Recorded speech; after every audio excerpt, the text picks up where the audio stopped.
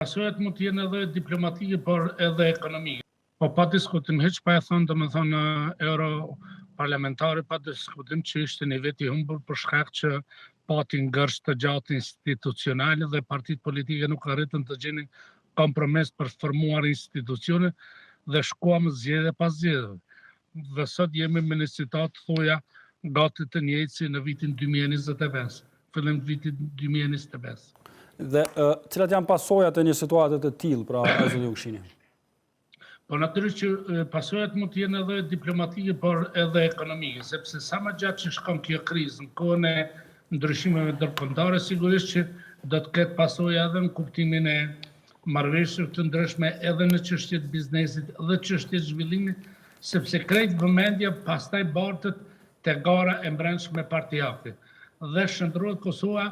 në kuptimin jo zgjedhjet për ta funksionalizuar Kosovën në aspektin institucional, po zgjedhjet bëhen si një garë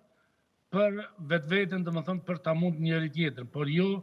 për të ndërtuar domethënë një plan ose për të ndërtuar një strategji zhvillimore në kuptimin më të shpejtë dhe në procesin e integrimit. Pa diskutim që evropianëve ju nxitohet pak edhe për marrëveshjen e Ohrit, e cila ka ngritur që 3 vite në vend, pothuaj nuk ka ecë përpara dhe për cilën e ka evidentuar edhe eurodeputati, por që për mua ai vetëm një shenjë ka dhënë që është shenjë pozitive zgjatja e mandatit. Unë mendoj që është dashur sinqerisht të analizohen edhe faktorët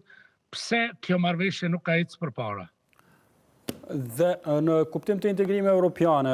profesor, pas parasysh situatën politike në Kosovë, duket që do të na përcjell çaj fati 2025-s, a do të jenë këto pra potencialisht 2 vite të humbura, dhe jo vetëm një?